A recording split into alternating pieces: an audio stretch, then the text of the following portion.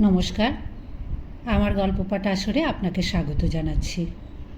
আজ পড়ে শোনাচ্ছি শরৎচন্দ্র চট্টোপাধ্যায়ের একটি ছোট গল্প, বিলাসী। পাকা 2 ক্রোশ পথ হাঁটিয়া স্কুলে বিদ্যা অর্জন করিতে যাই। আমি একা নই, 10-12 জন। যাহাদেরই বাটি পল্লীগ্রামে, তাহাদেরই ছেলেদের 80 জনকে এমনি করিয়া বিদ্যালাভ করিতে হয়।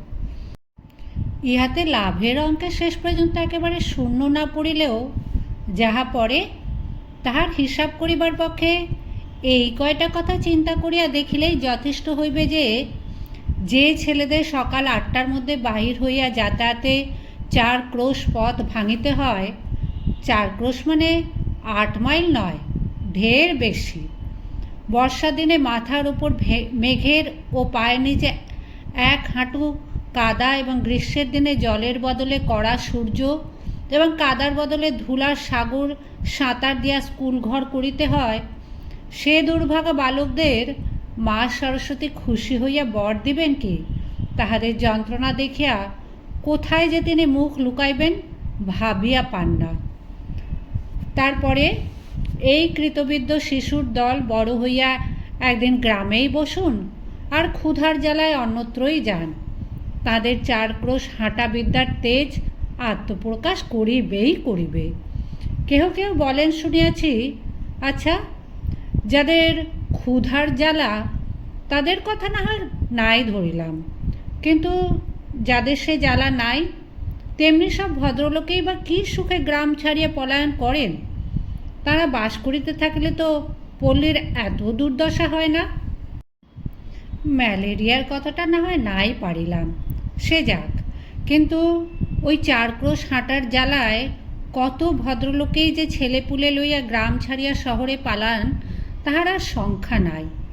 তারপরে একদিন ছেলেপুলের পড়াও শেষ হয় বটে, তখন কিন্তু শহরের সুখ সুবিধা রুচি লইয়া আর তাদের গ্রামে ফিরিয়া আসা চলে না। কিন্তু থাক, এ সকল বাজে কথা। স্কুলে যাই, 2 ক্রোশের মধ্যে এমন আরও তো 2-3খানা গ্রাম পার হইতে হয়। কার বাগানে আম পাকিতে শুরু করিয়াছে, কার বনে বঁইচি ফল অপর্যাপ্ত ফলিয়াছে, কার গাছে কাঁঠাল এই পাকিল বলিয়া, কার বর্তমান রম্ভার কাঁদি কাটিয়া লইবার অপেক্ষা মাত্র, কার কানাচে ঝোপের মধ্যে আনারসের গায়ে রং ধরিয়াছে, কার পুকুর পাড়ের খেজুর মেথি কাটিয়াল খাইলে ধরা পড়িবার সম্ভাবনা অল্প।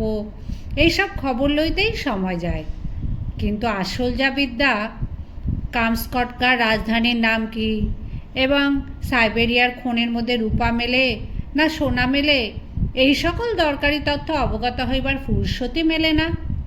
কাজেই এক্সামিনের সময় এডেন কি জিজ্ঞাসা করিলে বলি পার্সিয়ার বন্দর, আর হুমায়ুনের বাপের নাম জানিতে চাহিলে লিখিয়া দিয়া আসি তোগলক খাঁ, এবং আর 40-এর কোঠা পার হইয়াও দেখি ও সকল বিষয়ের ধারণা প্রায় একই রকম আছে। তারপরে প্রমোশনের দিন মুখ ভার করিয়া বাড়ি ফিরিয়া আসিয়া কখনো বা দল বাঁধিয়া মতলব করি মাস্টারকে ঠ্যাঙানো উচিত, কখনো বা ঠিক করি অমন বিশ্রী স্কুল ছাড়িয়া দেওয়াই কর্তব্য। আমাদের গ্রামের একটি ছেলের সঙ্গে মাঝে মাঝেই স্কুলের পথে দেখা হইত। তার নাম ছিল মৃত্যুঞ্জয়। আমাদের চেয়ে সে বয়সে অনেক বড়, 3rd ক্লাসে পড়িত। কবে যে সে প্রথম 3rd ক্লাসে উঠিয়াছিল এ খবর আমরা কেহই জানিতাম না। সম্ভবত তাহা প্রত্নতাত্ত্বিকের গবেষণার বিষয়। আমরা কিন্তু তাহার ওই 3rd ক্লাসটাই চিরদিন দেখিয়া আসিয়াছি। তার 4th ক্লাসে পড়ার ইতিহাসও কখনো শুনি নাই, 2nd ক্লাসে ওঠার খবরও কখনো পাই নাই। মৃত্যুঞ্জয়ের বাপ মা ভাই বোন কেহই ছিল না, ছিল শুধু গ্রামের এক প্রান্তে একটা প্রকাণ্ড আম কাঁঠালের বাগান, আর তার মধ্যে একটা পোড়ো বাড়ি, আর ছিল এক জ্ঞাতি খুড়া। খুড়ার কাজ ছিল ভাইপোর নানাবিধ দুর্নাম রটনা করা। সে গাঁজা খায়, সে গুলি খায়, এমনি আরও কত কী। তার আর একটা কাজ ছিল বলিয়া বেড়ানো ওই বাগানের অর্ধেকটা তার নিজের অংশ, নালিশ করে দখল করার অপেক্ষা মাত্র। অবশ্য দখল একদিন তিনি পাইয়াছিলেন বটে, কিন্তু সে জেলা আদালতে নালিশ করিয়া নয়, ওপরের আদালতের হুকুমে। কিন্তু সে কথা পরে হইবে। মৃত্যুঞ্জয় নিজে রাঁধিয়া খাইত এবং আমের দিনে ওই আম বাগানটা জমা দিয়াই তাহার সারা বৎসরের খাওয়া পড়া চলিত এবং ভালো করিয়াই চলিত। যেদিন দেখা হইয়াছে সেই দিনই দেখিয়াছি মৃত্যুঞ্জয় ছেঁড়া খোঁড়া মলিন বইগুলি বগলে করিয়া পথের একধার দিয়া নীরবে চলিয়াছে। তাহাকে কখনো কাহারও সহিত যাচিয়া আলাপ করিতে দেখি নাই, বরঞ্চ উপযাচক হইয়া কথা কহিতাম আমরাই। তাহার প্রধান কারণ ছিল এই যে দোকানের খাবার কিনিয়া খাওয়াইতে গ্রামের মধ্যে তাহার জোড়া ছিল না। আর শুধু ছেলেরাই নয়, কত ছেলের বাপ কতবার যে গোপনে ছেলেকে দিয়া তাহার কাছে স্কুলের মাইনা হারাইয়া গেছে, বই চুরি গেছে ইত্যাদি বলিয়া টাকা আদায় করিয়া লইত, তাহা বলিতে পারি না। কিন্তু ঋণ স্বীকার করা তো দূরের কথা, ছেলে তাহার সহিত একটা কথা কহিয়াছে এ কথাও কোনো বাপ ভদ্র সমাজে কবুল করিতে চাহিত না। গ্রামের মধ্যে মৃত্যুঞ্জয়ের ছিল এমনই সুনাম। অনেক দিন মৃত্যুঞ্জয়ের সহিত দেখা নাই। একদিন শোনা গেল সে মরো, আর একদিন শোনা গেল মালপাড়ার এক বুড়া মাল তাহার চিকিৎসা করিয়া এবং তাহার মেয়ে বিলাসী সেবা করিয়া মৃত্যুঞ্জয়কে যমের মুখ হইতে এই যাত্রা ফিরাইয়া আনিয়াছে। অনেক দিন তাহার অনেক মিষ্টান্নের সদ্ব্যয় করিয়াছি। মনটা কেমন করিতে লাগিল। একদিন সন্ধ্যার অন্ধকারে লুকাইয়া তাহাকে দেখিতে গেলাম। তাহার পোড়ো বাড়িতে প্রাচীরের বালাই নাই। স্বচ্ছন্দে ভেতরে ঢুকিয়া দেখি ঘরের দরজা খোলা, বেশ উজ্জ্বল একটি প্রদীপ জ্বলিতেছে, আর ঠিক সম্মুখেই তক্তপোষের ওপর পরিষ্কার ধপধপে বিছানায় মৃত্যুঞ্জয় শুইয়া আছে। তাহার কঙ্কালসার দেহের প্রতি চাহিলেই বোঝা যায় বাস্তবিক যমরাজ চেষ্টা ত্রুটি কিছু করেন নাই। তবে শেষ পর্যন্ত যে সুবিধা করিয়া উঠিতে পারেন নাই সে কেবল ওই মেয়েটির জোরে। সে শিয়রে বসিয়া পাখার বাতাস করিতেছিল।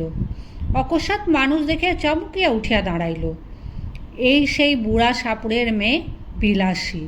তাহার বয়স 18 কি 28 ঠাহর করিতে পারিলাম না, কিন্তু মুখের প্রতি চাহিবা মাত্রই টের পাইলাম বয়স যাই হোক, খাটিয়া আর রাত জাগিয়া জাগিয়া ইহার শরীরে আর কিছু নাই, ঠিক যেন ফুলদানিতে জল দিয়া ভিজাইয়া রাখা বাসি ফুলের মতো।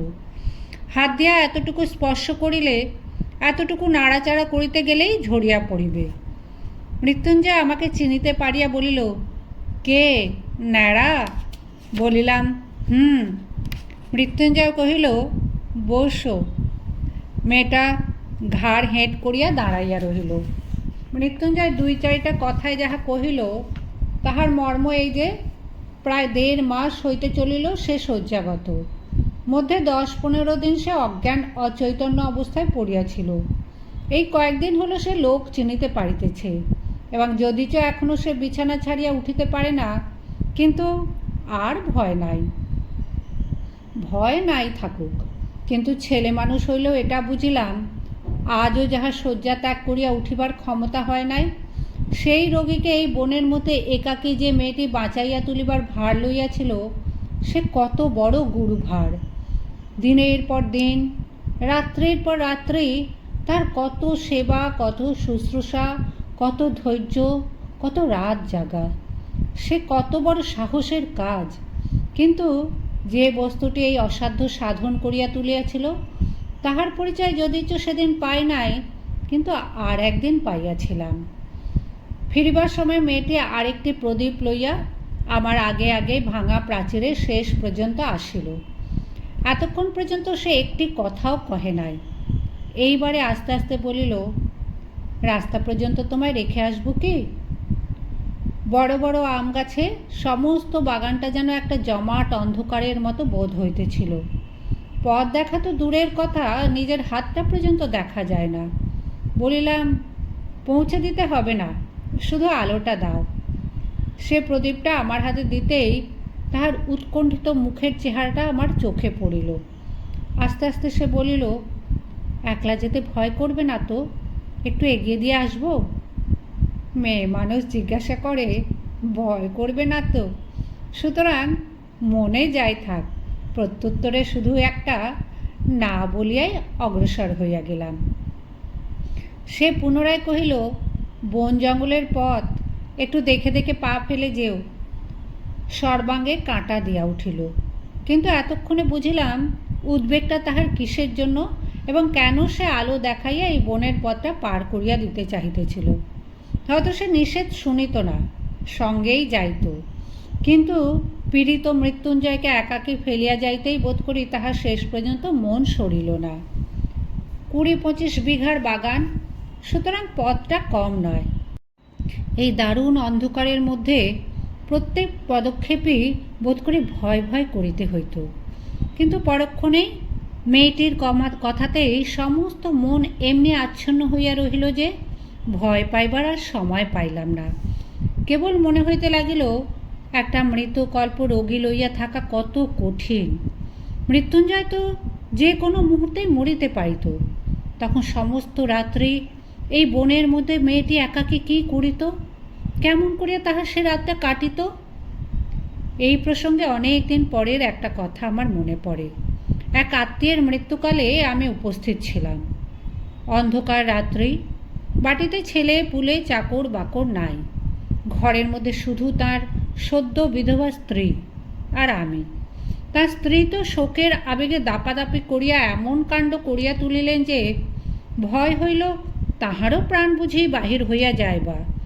কাঁদিয়া কাঁদিয়া বারবার আমাকে প্রশ্ন করিতে লাগিলেন, তিনি স্বেচ্ছায় যখন সহমরণে যাইতে চাহিতেছেন তখন সরকারের কি? তার যে আজ তিলার্ধ বাঁচিতেই সাধ যায় নাই, এ কি তাহারা বুঝিবে না? তাহাদের ঘরে কি স্ত্রী নাই? তাহারা কি পাষাণ? আর এই রাত্রে গ্রামের 5 জনে যদি নদীর তীরের কোনো একটা জঙ্গলের মধ্যে তার সহমরণের জোগাড় করিয়া দেয় তো পুলিশের লোক জানিবে কি করিয়া? এমনই কত কি। কিন্তু আমার তো আর বসিয়া বসিয়া তাহার কান্না শুনিলেই চলে না। পাড়ায় খবর দেওয়া চাই, অনেক জিনিস জোগাড় করা চাই। কিন্তু আমার বাহিরে যাইবার প্রস্তাব শুনিয়াই তিনি প্রকৃতিস্থ হইয়া উঠিলেন। চোখ মুছিয়া বলিলেন, ভাই, যা হবার সে তো হইয়াছে, আর বাইরে গিয়া কি হইবে? রাতটা কাটুক না। বলিলাম, অনেক কাজ আছে, না গেলেই যে নয়। তিনি বলিলেন, হোক কাজ, তুমি বসো। বলিলাম, বসলে চলবে না, একবার খবর দিতেই হইবে। বলিয়া পা বাড়াইবা মাত্রই তিনি চিৎকার করিয়া উঠিলেন, ওরে বাপরে, আমি একলা থাকতে পারবো না। কাজেই আবার বসিয়া পড়িতে হইল, কারণ তখন বুঝিলাম যে স্বামী জ্যান্ত থাকিতে তিনি নির্ভয় 25 বছর একাকী ঘর করিয়াছেন, তার মৃত্যুটা যদি বা সহে, তার মৃতদেহটাই অন্ধকার রাত্রে 5 মিনিটের জন্য স্ত্রীর সহিবে না। বুক যদি কিছুতে ফাটে তো সেই মৃত স্বামীর কাছে একলা থাকিলে। কিন্তু দুঃখটা তাহার তুচ্ছ করিয়া দেখানো আমার উদ্দেশ্য নহে, কিংবা তাহা খাঁটি নয় এ কথা বলাও আমার অভিপ্রায় নহে, কিংবা একজনের ব্যবহারেই তাহার চূড়ান্ত মীমাংসা হইয়া গেল তাহাও নহে। কিন্তু এমন আরও অনেক ঘটনা জানি যাহার উল্লেখ না করিয়াও আমি এই কথা বলিতে চাই যে শুধু কর্তব্য জ্ঞানের জোরে অথবা বহুকাল ধরিয়া একসঙ্গে ঘর করার অধিকারের এই ভয়টাকে কোনো মেয়ে মানুষই অতিক্রম করিতে পারে না। ইহা আর একটা শক্তি যাহা বহু স্বামী স্ত্রী 100 বৎসর একত্রে ঘর করার পরেও হয়তো তাহার কোনো সন্ধানই পায় না। কিন্তু সহসা সেই শক্তির পরিচয় যখন কোনো নরনারীর কাছে পাওয়া যায়, তখন সমাজের আদালতে আসামি করিয়া তাহাদের দণ্ড দেওয়ার আবশ্যক যদি হয় তো হোক। কিন্তু মানুষের যে বস্তুটি সামাজিক নয়, সে নিজে যে ইহাদের দুঃখে গোপনে অশ্রু বিসর্জন না করিয়া কোনো মতেই থাকিতে পারে না। প্রায় মাস 2 মৃত্যুঞ্জয়ের খবর লই নাই। যাহারা পলিগ্রাম দেখেন নাই কিংবা ওই রেলগাড়ির জানালায় মুখ বাড়াইয়া দেখিয়াছেন, তাহারা হয়তো সবিস্ময় বলিয়া উঠিবেন, এ কেমন কথা? এ কি কখনো সম্ভব হইতে পারে যে অত বড় অসুখটা চোখে দেখিয়া আসিয়াও মাস 2 আর তার খবর নাই?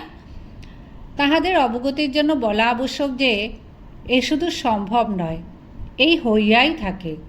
একজনের বিপদে পাড়া শুধু ঝাঁক বাঁধিয়া উপুর হইয়া পড়ে, এই যে একটা জনশ্রুতি আছে, জানি না তাহা সত্যযুগের পলিগ্রামের ছিল কিনা, কিন্তু একালে তো কোথাও দেখিয়াছি বলে মনে করিতে পারি না। তবে তাহার মরার খবর যখন পাওয়া যায় নাই, তখন সে যে বাঁচিয়া আছে এ ঠিক। এমনি সময় হঠাৎ একদিন কানে গেল, মৃত্যুঞ্জয়ের সেই বাগানের অংশীদার খুড়া তোলপাড় করিয়া বেড়াইতেছে যে গেল গেল, গ্রামটা এবার রসাতলে গেল। নালতের মৃত্যুর বলে সমাজে আর তার মুখ বাহির করিবার জোর রহিল না। অকাল কুষ্মাণ্ডটা একটা সাপুরের মেয়ে নিকা করিয়া ঘরে আনিয়াছে, আর শুধু নিকা নয়, তাও না হয় চুলায় যাক, তাহার হাতে ভাত পর্যন্ত খাইতেছে। গ্রামে যদি ইহা শাসন না থাকে তো বনে গিয়া বাস করিলেই তো হয়। করলা, হরিপুরের সমাজ, একথা শুনিলে যে ইত্যাদি ইত্যাদি। তখন ছেলে বুড়ো সকলের মুখেই ওই এক কথা, হ্যাঁ এ হইল কি, কলি কি সত্যি উল্টাইতে বসিল? খুড়া বলিয়া বেড়াইতে লাগিলেন, এই যে ঘটিবে তিনি অনেক আগেই জানিতেন। তিনি শুধু তামাশা দেখিতেছিলেন, কোথাকার জল কোথায় গিয়া মরে। নইলে পর নয়, প্রতিবেশী নয়, আপনার ভাইপো। তিনি কি বাড়ি লইয়া যাইতে পারিতেন না? তাহার কি ডাক্তার বৈদ্য দেখাইবার ক্ষমতা ছিল না? তবে কেন যে করেন নাই এখন দেখুক সবাই। কিন্তু আর তো চুপ করিয়া থাকা যায় না। এ যে মিত্তির বংশের নাম ডুবিয়া যায়, গ্রামের যে মুখ পড়ে। তখন আমরা গ্রামের লোক মিলিয়া যে কাজটা করিলাম, তাহা মনে করিলে আমি আজও লজ্জায় মরিয়া যাই। খুড়া চলিলেন নালতের মিত্তির বংশের অভিভাবক হইয়া, আর আমরা 10-12 জন সঙ্গে চলিলাম গ্রামের বদন দগ্ধ না হয় এই জন্য। মৃত্যুঞ্জয়ের পোড়ো বাড়িতে গিয়া যখন উপস্থিত হইলাম, তখন সবেমাত্র সন্ধ্যা হইয়াছে। মেয়েটি ভাঙা বারান্দার একধারে রুটি গড়িতেছিল। অকস্মাৎ লাঠি সোঁটা হাতে এতগুলি লোককে উঠানের ওপর দেখিয়া ভয় নীল বর্ণ হইয়া গেল। খুড়ো ঘরের মধ্যে উঁকি মারিয়া দেখলেন মৃত্যুঞ্জয় শুইয়া আছে। চট করিয়া শিকলটা টানিয়া দিয়া সেই ভয় মৃতপ্রায় মেয়েটিকে সম্ভাষণ শুরু করলেন। বলা বাহুল্য, জগতের কোনো খুড়া কোনো কালে বোধ করি ভাইপোর স্ত্রীকে ওরূপ সম্ভাষণ করে নাই। সে এমনি যে মেয়েটি হীন সাপুরের মেয়ে হইয়াও তাহা সহিতে পারিল না। চোখ তুলিয়া বলিল, বাবা, আমারে বাবুর সাথে নিকে দিয়েছে জানো? খুড়া বলিলেন, তবে রে, ইত্যাদি ইত্যাদি, এবং সঙ্গে সঙ্গে এই 10-12 জন বীর দর্পে হুঙ্কার দিয়া তাহার ঘাড়ে পড়িল। কেহ ধরিল চুলের মুঠি, কেহ ধরিল কান, কেহ ধরিল হাত দুটা, এবং যাহাদের সে সুযোগ ঘটিল না তাহারাও নিশ্চেষ্ট হইয়া রহিল না। কারণ সংগ্রামস্থলে আমরা কাপুরুষের ন্যায় চুপ করিয়া থাকিতে পারি, আমাদের বিরুদ্ধে এত বড় দুর্নাম রটনা করিতে বোধ করি নারায়ণের কর্তৃপক্ষেরও চক্ষু লজ্জা হইবে। এইখানে একটা অবান্তর কথা বলিয়া রাখি। শুনিয়াছি নাকি বিলাত প্রভৃতি ম্লেচ্ছ দেশে পুরুষদের মধ্যে একটা কুসংস্কার আছে, স্ত্রীলোক দুর্বল এবং নিরুপায় বলিয়া তাহার গায়ে হাত তুলিতে নাই। এ আবার একটা কি কথা? সনাতন হিন্দু এই কুসংস্কার মানে না। আমরা বলি, যাহারই গায়ে জোর নাই তাহারই গায়ে হাত তুলিতে পারা যায়, তা সে নর ও নারী যাই হোক না কেন।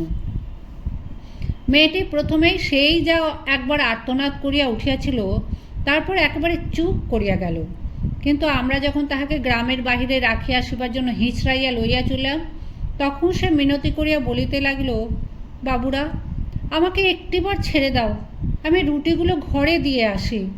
বাইরে শিয়াল কুকুরে খেয়ে যাবে, রোগা মানুষ সমস্ত রাত খেতে পাবে না। মৃত্যুঞ্জয় রুদ্ধ ঘরের মধ্যে পাগলের মতো মাথা কুটিতে লাগিল, দ্বারে পদাঘাত করিতে লাগিল এবং শ্রাব্য অশ্রাব্য ভাষা প্রয়োগ করিতে লাগিল। কিন্তু আমরা তাহাতে তিলার্ধ বিচলিত হইলাম না। স্বদেশের মঙ্গলের জন্য সমস্ত অকাতরে সহ্য করিয়া তাহাকে হিড়হিড় করিয়া টানিয়া লইয়া চলিলাম বলিতেছি, কেননা আমিও বরাবর সঙ্গে ছিলাম। কিন্তু কোথায় আমার মধ্যে একটুখানি দুর্বলতা ছিল, আমি তাহার গায়ে হাত দিতে পারিনি। বরঞ্চ কেমন যেন কান্না পাইতে লাগিল। সে যে অত্যন্ত অন্যায় করিয়াছে এবং তাহাকে গ্রামের বাহির করাই উচিত বটে, কিন্তু এটাই যে আমরা ভালো কাজ করিতেছি সেও কিছুতে মনে করিলাম না। কিন্তু আমার কথা থাক, আপনারা মনে করিবেন না পল্লীগ্রামে উদারতার একান্ত অভাব, মোটেই না। বরঞ্চ বড়লোক হইলে আমরা এমন সব ঔদার্য প্রকাশ করি যে শুনিলে আপনারা অবাক হইয়া যাইবেন। এই মৃত্যুঞ্জয়টাই যদি না তাহার হাতে ভাত খাইয়া অমার্জনীয় অপরাধ করিত, তাহা হইলে তো আমাদের এত রাগ হইত না। আর কায়েতের ছেলের সঙ্গে সাপুরের মেয়ে নিকা, এ তো একটা হাসিয়া উড়াইবার কথা। কিন্তু কাল করিল যে ওই ভাত খাইয়া, হোক না সে 2.5 মাসের রুগী, হোক না সে শয্যাশায়ী, কিন্তু তাই বলিয়া ভাত, লুচি নয়, সন্দেশ নয়, পাঁঠার মাংস নয়, ভাত খাওয়া যে অন্য পাপ, সে তো আর সত্য সত্যই মাপ করা যায় না। তা নইলে পল্লীগ্রামের লোক সংকীর্ণ চিত্ত নয়। 4 ক্রোশ হাঁটা বিদ্যা যেসব ছেলের পেটে, তারাই তো একদিন বড় হইয়া সমাজের মাথা হয়। দেবী বিনা পানের বরে সংকীর্ণতা তাহাদের মধ্যে আসিবে কি করিয়া? এই তো ইহারই কিছুদিন পরে প্রাতঃস্মরণীয় স্বর্গীয় মুখোপাধ্যায় মহাশয়ের বিধবা পুত্রবধূ মনের বৈরাগ্যে বছর 2 কাশীবাস করিয়া যখন ফিরিয়া আসিলেন, তখন নিন্দুকেরা কানাকানি করিতে লাগিল যে অর্ধেক সম্পত্তি ওই বিধবার এবং পাছে তাহা বেহাত হয়, এই ভয়ে ছোটবাবু অনেক পরিশ্রমের পর বৌঠানকে যেখান হইতে ফিরাইয়া আনিয়াছেন সেটা কাশী বটে। যাই হোক, ছোটবাবু তাহার স্বাভাবিক ঔদার্যে গ্রামের বারোয়ারি পূজা বাবদ 200 টাকা দান করিয়া 5খানা গ্রামের ব্রাহ্মণের সদক্ষিণা উত্তম ফলাহারের পর প্রত্যেক সৎ ব্রাহ্মণের হাতে যখন একটা করিয়া কাঁসার গেলাস দিয়া বিদায় করিলেন, তখন ধন্য ধন্য পড়িয়া গেল। এমনকি পথে আসিতে অনেকেই দেশের এবং দশের কল্যাণের নিমিত্ত কামনা করিতে লাগলেন। এমন সব যারা বড়লোক, তাদের বাড়িতে বাড়িতে মাসে মাসে এমন সব সদ অনুষ্ঠানের আয়োজন হয় না কেন? কিন্তু যাক, মহত্বের কাহিনী আমাদের অনেক আছে। যুগে যুগে সঞ্চিত হইয়া প্রায় প্রত্যেক পল্লীবাসের দ্বারেই স্তূপাকার হইয়া উঠিয়াছে। এই দক্ষিণবঙ্গের অনেক পল্লীতে অনেক দিন ঘুরিয়া গৌরব করিবার মতো অনেক বড় বড় ব্যাপার প্রত্যক্ষ করিয়াছি। চরিত্রেই বলো, ধর্মেই বলো, সমাজেই বলো, আর বিদ্যাতেই বলো, শিক্ষা একেবারেই পুরা হইয়া আছে। এখন শুধু ইংরাজকে কষিয়া গালিগালাজ করিতে পারিলেই দেশটা উদ্ধার হইয়া যায়। বৎসরখানেক গত হইয়াছে, মশার কামড়া সহ্য করিতে না পারিয়া সবেমাত্র সন্ন্যাসীগিরিতে ইস্তফা দিয়া ঘরে ফিরিয়াছি। একদিন দুপুরবেলা ক্রোশ 2 দূরের মালপাড়ার ভেতর দিয়া চলিয়াছি। হঠাৎ দেখি একটা কুটিরের দ্বারে বসিয়া মৃত্যুঞ্জয়। তার মাথায় গেরুয়া রঙের পাগড়ি, বড় বড় দাড়ি, চুল, গলায় রুদ্রাক্ষ ও পুঁতির মালা। কে বলিবে এ আমাদের সেই মৃত্যুঞ্জয়? কায়স্থের ছেলে 1 বছরের মধ্যেই জাত দিয়ে একেবারে পুরোদস্তুর সাপুড়ে হইয়া গেছে। মানুষ কত শীঘ্র যে তাহার 14 পুরুষের জাতটা বিসর্জন দিয়া আর একটা জাত হইয়া উঠিতে পারে, সে এক আশ্চর্য ব্যাপার। ব্রাহ্মণের ছেলে ম্যাথরানি বিবাহ করিয়া ম্যাথর হইয়া গেছে এবং তাহাদের ব্যবসা অবলম্বন করিয়াছে, এ বোধ করি আপনারা সবাই শুনিয়াছেন। আমি সৎ ব্রাহ্মণের ছেলেকে এন্ট্রান্স পাস করার পরেও ডোমের মেয়ে বিবাহ করিয়া ডোম হইতে দেখিয়াছি। এখন সে ধুচুনি কুলো বুনিয়া বিক্রয় করে, শুয়োর চড়ায়। ভালো কায়স্থ সন্তানকে কসাইয়ের মেয়ে বিবাহ করিয়া কসাই হইয়া যাইতেও দেখিয়াছি। আজ সে সহস্তে গরু কাটিয়া বিক্রয় করে। তাহাকে দেখিয়া কাহার সাধ্য বলে কোনো কালে সে কসাই ভিন্ন আর কিছু ছিল? কিন্তু সকলেরই ওই একই হেতু।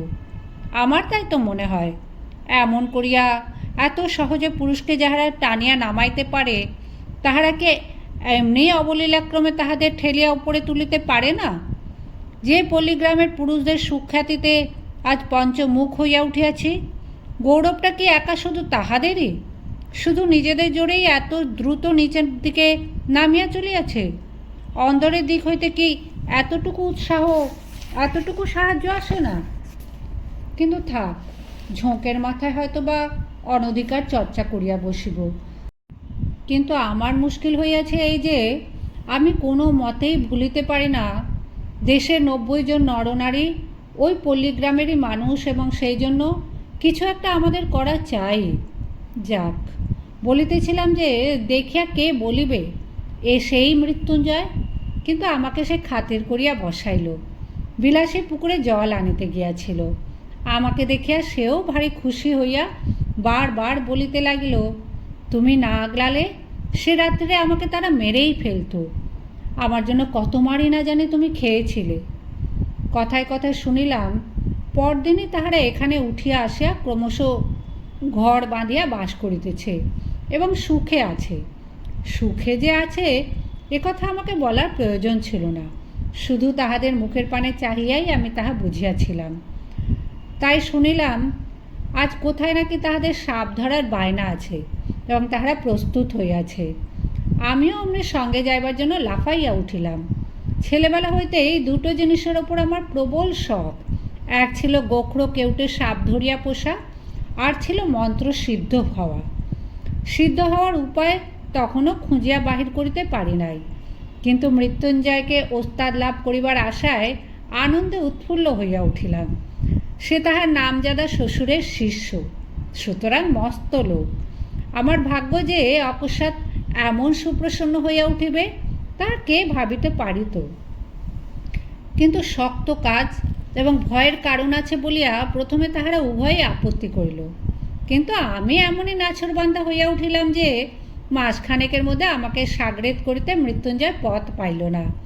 সাপ ধরার মন্ত্র এবং হিসাব শিখাইয়া দিল এবং কবজিতে ওষুধ সমেত মাদুলি বাঁধিয়া দিয়া সাপুড়ে বানাইয়া তুলিল।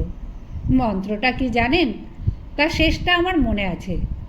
ওরে কেউটে, তুই মনসার বাহন, মনসা দেবী আমার মা, ওলট পালট পাতাল ফোড়, ঢোঁড়ার বিষ তুই নে, তোর বিষ ঢোঁড়ারে দে, দুধরাজ মণিরাজ, কার আজ্ঞে? বিষহরির আজ্ঞে।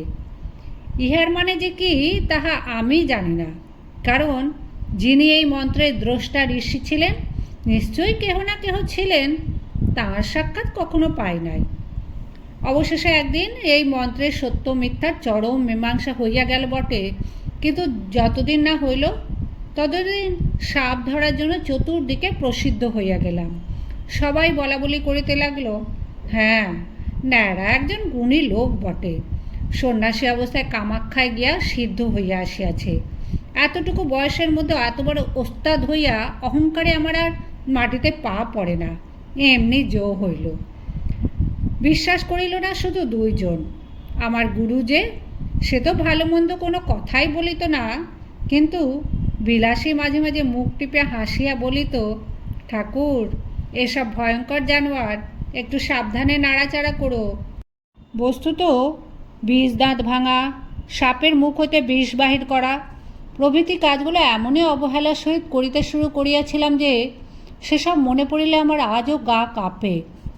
আসল কথা হইতেছে এই যে সাপ ধরাও কঠিন নয়, এবং ধরা সাপ 2-4 দিন হাঁড়িতে পুড়িয়া রাখার পরে তার বিষ দাঁত ভাঙাই হোক আর নাই হোক, কিছুতেই কামড়াইতে চাহে না। চক্র তুলিয়া কামড়াইবার ভান করে, ভয় দেখায়, কিন্তু কামড়ায় না। মাঝে মাঝে আমাদের গুরু শিষ্যের সহিত বিলাসী তর্ক করিত।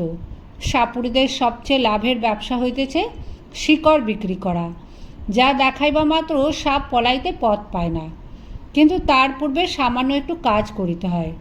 যে সাপটা শিকড় দেখিয়া পালাইবে তাহার মুখে একটা লোহার শিক পুড়াইয়া বার কয়েক ছ্যাঁকা দিতে হয়, তারপরে তাহাকে শিকড়ই দেখানো হোক আর একটা কাঠি দেখানো হোক, সে যে কোথায় পলাইবে ভাবিয়া পায় না। এই কাজটার বিরুদ্ধে বিলাসী ভয়ানক আপত্তি করিয়া মৃত্যুঞ্জয়কে বলিত, দেখো, এমন করিয়া মানুষ ঠকাইও না। মৃত্যুঞ্জয় কহিত, সবাই করে, এতে দোষ কি? বিলাসী বলিত, করুক গে সবাই, আমাদের তো খাবার ভাবনা নেই, আমরা কেন মিছিমিছি লোক ঠকাতে যাই? আর একটা জিনিস আমি বরাবর লক্ষ্য করিয়াছি, সাপ ধরার বায়না আসলেই বিলাসী নানা প্রকারে বাধা দিবার চেষ্টা করিত। আজ শনিবার, আজ মঙ্গলবার, এমনই কত কি। মৃত্যুঞ্জয় উপস্থিত না থাকিলে সে তো একেবারে ভাগাইয়া দিত, কিন্তু উপস্থিত থাকিলে মৃত্যুঞ্জয় নগদ টাকার লোভ সামলাইতে পারিত না। আর আমার তো একরকম নেশার মতো হইয়া দাঁড়াইয়াছিল। নানা প্রকারে তাহাকে উত্তেজিত করিতে চেষ্টা ত্রুটি করিতাম না। বস্তুত ইহার মধ্যে মজা ছাড়া ভয় যে কোথাও ছিল এ আমাদের মনেই স্থান পাইত না, কিন্তু এই পাপের দণ্ড আমাকে একদিন ভালো করিয়াই দিতে হইল। সেদিন ক্রোশ 1.5 দূরে এক গোয়ালার বাড়ি সাপ ধরিতে গিয়াছি। বিলাসী বরাবরই সঙ্গে যাইত, আজও সঙ্গে ছিল। মেটে ঘরের মেঝে খানিকটা খুঁড়িতেই একটা গর্তের চিহ্ন পাওয়া গেল। আমরা কেহই লক্ষ্য করি নাই, কিন্তু বিলাসী সাপুরের মেয়ে সে হেঁট হইয়া কয়েক টুকরো কাগজ তুলিয়া লইয়া আমাকে বলিল, ঠাকুর একটু সাবধানে খুঁড়ো, সাপ একটা নয়, একজোড়া তো আছে বটেই, হয়তো বা বেশিও থাকতে পারে। মৃত্যুঞ্জয় বলিল, এরা যে বলে একটাই এসে ঢুকেছে, একটাই দেখতে পাওয়া গেছে। বিলাসী কাগজ দেখাইয়া কহিল, দেখছ না বাসা করেছিল। মৃত্যুঞ্জয় কহিল, কাগজ তো ইঁদুরেও আনতে পারে। বিলাসী কহিল, দুই হতে পারে, কিন্তু দুটো আছেই, আমি বলছি। বাস্তবিক বিলাসীর কথাই ফলিল, এবং মর্মান্তিকভাবেই সেদিন ফলিল। মিনিট দশেকের মধ্যেই একটা প্রকাণ্ড খরিশ গোখরো ধরিয়া ফেলিয়া মৃত্যুঞ্জয় আমার হাতে দিল, কিন্তু সেটাকে ঝাঁপির মধ্যে পুড়িয়া ফিরিতে না ফিরিতেই মৃত্যুঞ্জয় উহ করিয়া নিঃশ্বাস ফেলিয়া বাহিরে আসে দাঁড়াইল। তাহার হাতের উল্টা পিঠ দিয়া ঝরঝর করিয়া রক্ত পড়িতেছিল। প্রথমটা সবাই যেন হতবুদ্ধি হইয়া গেলাম, কারণ সাপ ধরিতে গেলে সে পলাইবার জন্য ব্যাকুল না হইয়া বরঞ্চ গর্ত হইতে এক হাত মুখ বাহির করে দংশন করে, এমন অভাবনীয় ব্যাপার জীবনে এই একটিবার মাত্র দেখিয়াছি। পরক্ষণেই বিলাসী চিৎকার করে ছুটিয়া গিয়া আঁচল দিয়া তাহার হাতটা বাঁধিয়া ফেলিল, এবং যত রকমের শিকড় বাকড় সে সঙ্গে আনিয়াছিল সমস্তই তাহাকে চিবাইতে দিল। মৃত্যুঞ্জয়ের নিজের মাদুলি তো ছিলই, তাহার উপরে আমার মাদুলিটাও খুলিয়া তাহার হাতে বাঁধিয়া দিলাম। আশা বিষ ইহার ঊর্ধ্বে আর উঠিবে না, এবং আমার সেই বিষহরীর আজ্ঞে মন্ত্রটা সতেজে বারবার আবৃত্তি করিতে লাগিলাম। চতুর্দিকে ভিড় জমিয়া গেল, এবং অঞ্চলের মধ্যে যেখানে যত গুণী ব্যক্তি আছেন সকলকে খবর দিবার জন্য দিকে দিকে লোক ছুটিল। বিলাসীর বাপকেও সংবাদ দিবার জন্য লোক গেল। আমার মন্ত্র পড়ার আর বিরাম নাই, কিন্তু ঠিক সুবিধা হইতেছে বলিয়া মনে হইল না। তথাপি আবৃত্তি সমভাবেই চলিতে লাগল। কিন্তু মিনিট 15-20 পরেই যখন মৃত্যুঞ্জয় একবার বমি করিয়া নাকে কথা কহিতে শুরু করিয়া দিল, তখন বিলাসী মাটির ওপরে একেবারে আছাড় খাইয়া পড়িল। আমিও বুঝিলাম আমার বিষহরীর দোহাই বুঝিবা আর খাটে না। নিকটবর্তী আরও 2-4 জন ওস্তাদ আসিয়া পড়িলেন, এবং আমরা কখনো বা একসঙ্গে কখনো বা আলাদা 33 কোটি দেব দেবীর দোহাই পাড়িতে লাগলাম, কিন্তু বিষ দোহাই মানিল না। রোগীর অবস্থা ক্রমেই মন্দ হইতে লাগল। যখন দেখা গেল ভালো কথায় কাজ হইবে না, তখন 3-4 জন রোজা মিলিয়া বিষকে এমনই অকথ্য অশ্রাব্য গালিগালাজ করিতে লাগিল, বিষের কান থাকিলে সে মৃত্যুঞ্জয় তো মৃত্যুঞ্জয়, সেদিন দেশ ছাড়িয়া পালাইত। কিন্তু কিছুতেই কিছু হইল না। আরও আধ ঘণ্টা ধস্তাধস্তির পরে রোগী তাহার বাপ মায়ের দেওয়া মৃত্যুঞ্জয় নাম, শ্বশুরের দেওয়া মন্ত্র ঔষধি সমস্ত মিথ্যা প্রতিপন্ন করিয়া ইহলোকের লীলা সাঙ্গ করিল। বিলাসী তাহার স্বামীর মাথাটা কোলে করিয়া বসিয়াছিল, সে যেন একেবারে পাথর হইয়া গেল। যাক, তাহার দুঃখের কাহিনীটি আর বাড়াইব না, কেবল এইটুকু বলিয়া শেষ করিব যে সে 7 দিনের বেশি বাঁচিয়া থাকাটা সহিতে পারিল না। আমাকে শুধু একদিন বলিয়াছিল, ঠাকুর আমার মাথার দিব্যি রইল, এসব তুমি আর কখনো করো না। আমার মাদুলি কবচ তো মৃত্যুঞ্জয়ের সঙ্গে সঙ্গে কবরে গিয়াছিল, ছিল শুধু বিষহরীর আজ্ঞা, কিন্তু সে আজ্ঞা যে ম্যাজিস্ট্রেটের আজ্ঞা নয়, এবং সাপের বিষ যে বাঙালির বিষ নয়, তাহা আমিও বুঝিয়াছিলাম। একদিন গিয়া শুনিলাম ঘরে তো বিষের অভাব ছিল না, বিলাসী আত্মহত্যা করিয়া মরিয়াছে, এবং শাস্ত্রমতে সে নিশ্চয়ই নরকে গিয়াছে। কিন্তু যেখানেই যাক, আমার নিজে যখন যাইবার সময় আসবে, তখন ওইরূপ কোনো একটা নরকে যাওয়ার প্রস্তাবে পিছাইয়া দাঁড়াইব না, এইমাত্র বলিতে পারি। খুড়ামশাই 16 আনা বাগান দখল করিয়া অত্যন্ত বিজ্ঞের মতো চারিদিকে বলিয়া বেড়াইতে লাগিলেন, ওর যদি না অপঘাতে মৃত্যু হবে তো হবে কার? পুরুষ মানুষ অমন একটা ছেড়ে 10টা করুক না, তাতে তো তেমন আসে যায় না, নয় একটু নিন্দাই হতো। কিন্তু হাতে ভাত খেয়ে মরতে গেলি কেন? নিজে বলো, আমার পর্যন্ত মাথা হেট করে দিল। না পেলে 1 ফোঁটা আগুন, না পেলে একটা পিণ্ডি, না হলো একটা ভুজ্জি উচ্ছুগ্য। গ্রামের লোক এক বাক্যে বলিতে লাগল, তাহাতে আর সন্দেহ কি, অন্য পাপ, বাপরে, এর কি আর প্রায়শ্চিত্ত আছে? বিলাসীর আত্মহত্যার ব্যাপারটাও অনেকের কাছে পরিহাসের বিষয় হল। আমি প্রায় ভাবি এ অপরাধ হয়তো ইহারা উভয়েই করিয়াছিল, কিন্তু মৃত্যুঞ্জয় তো পল্লী গ্রামেরই ছেলে, পাড়াগাঁয়ের তেলে জলেই তো মানুষ, তবু এত বড় দুঃসাহসের কাজে প্রবৃত্ত করাইয়াছিল তাহাকে যে বস্তুটা, সেটা কেহ একবার চোখ মেলিয়া দেখিতে পাইল না।